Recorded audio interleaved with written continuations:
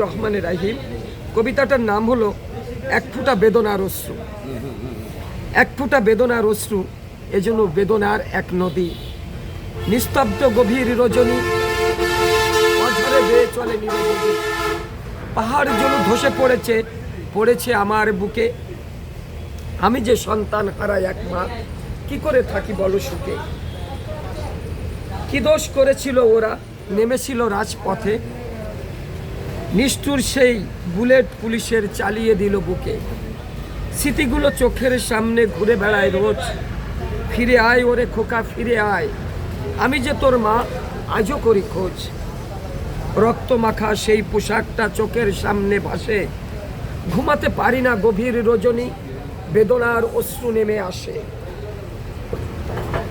এ যে কত কষ্ট, এ যে কত যন্ত্রণা, এ বুক ভরা যে কত ব্যথা, কাকে বোঝাবো, কি করে বোঝাবো আমার কষ্টের কথা।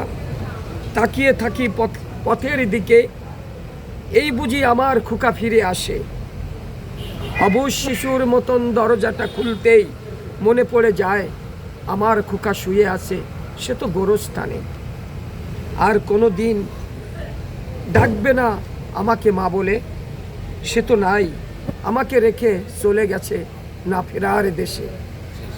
আমি যে চলে যাব আমার খোকার কাছে, ওই তো সে ডাকছে আমায়, পানি লাগবে পানি লাগবে পানি লাগবে।